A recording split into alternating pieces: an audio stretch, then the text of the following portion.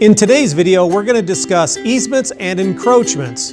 How are they created, what they are, and how do you get out of them? All of that in this video.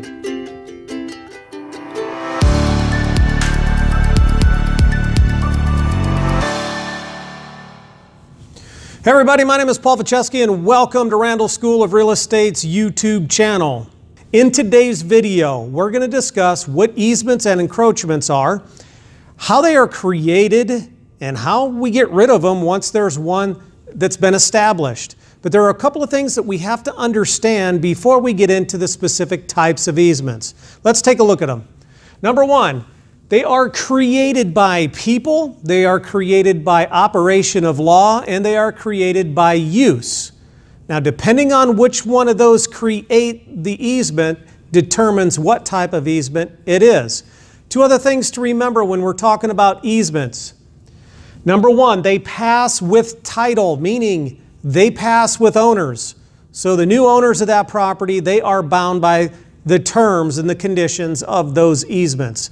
And the other part is for an easement to be enforceable, for it to be valid, it must be in writing according to the statute of frauds. Very important to remember for your real estate licensing exam. All right, so let's take a look at what an easement is. Well, an easement is simply the right of one person to use the land of another. The key here is the right to use. There's no right to occupy and there's no right of ownership. It's only a right to use. And again, how is an easement created? It was done by two people, maybe mutual consent, by an operation of law, or by continuous use. Now, a couple of key terms that you also need to know is what we call ingress and egress. Ingress and egress is just a fancy way of saying a person has a right to enter and to leave. Remember, they don't have a right to occupy. They can't enter and stay. It's just a right of ingress and egress. Okay, the first concept I want to discuss here is easement appurtenant. Now, easement appurtenant has two key players here. Very important to understand. It's called dominant tenant and servient tenant. So let me illustrate on the board what I'm talking about here. So let's say that we have two property owners. One is a dominant tenant and one is a servient tenant. So this owner is the dominant tenant, this is the servient tenant. Now what that basically means is the dominant tenant has the rights over the servient tenant. It literally means the dominant tenant has the right to walk across the servient tenant's property. That's easement appurtenant. The dominant tenant has the right over the servient. The servient tenant serves the dominant tenant. Now remember, there's no ownership here. Only a right to use, the right of ingress and egress. The second type of easement I want to discuss is easement in gross. Now, an easement in gross means there is no dominant tenant. We see this a lot with utility easements, and here's what I mean. Let's say we have a piece of property here, and the property owner is the servient tenant. Remember, there is no dominant tenant because the utility company wants to put a utility line across that person's property. The key here is there is no other piece of property for a dominant tenant to ingress and egress. But there is a need for the utility company to put in a power line here. All right, again, ownership or title does not pass, it's only a right to use. But the key with easement and gross is there is no dominant tenant. Now, the next type of easement I want to discuss is what's called an easement of necessity. And it sounds a lot like what it means. There is a necessary reason for the easement itself. So let's take a look here. Let's say that we have a property owner, and this is a highway. And there's no way for this property owner right here to access the real world. All right? This is what we call a landlocked property, a landlocked property. So this property owner A is going to get an easement to go across B's property so he or she has access to the highway. Easement of necessity. Now, very important that you remember with an easement of necessity, it is only established by a court order or mutual consent. So A and B could get together and say, yeah, we're going to agree to this easement. Or if B disagrees, then A would actually have to go to court and get a court order to force the easement. Now understand, A does not own this driveway here. It's only a right to use, to go to and from.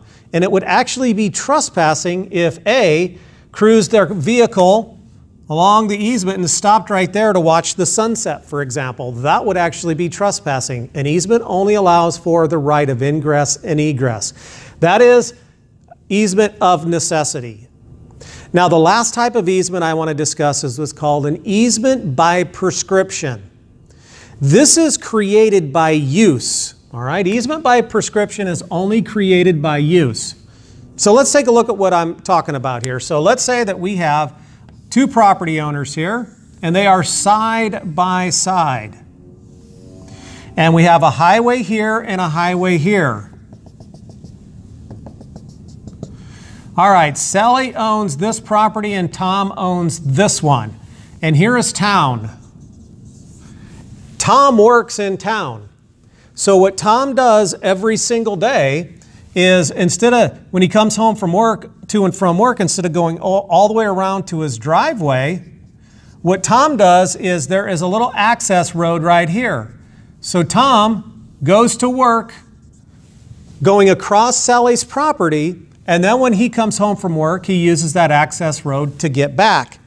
All right, that is what we call easement by prescription. But for easement by prescription to be valid, there are some key legal essential elements that must be met. Number one, Tom must have done this for a prescribed statutory period of time as determined by that specific state law. Number two, it must be open and notorious and in a hostile manner, meaning it has to be visible and actual and against the wishes or hostile to Sally, meaning Tom didn't ask Sally's permission to do it, he just did it.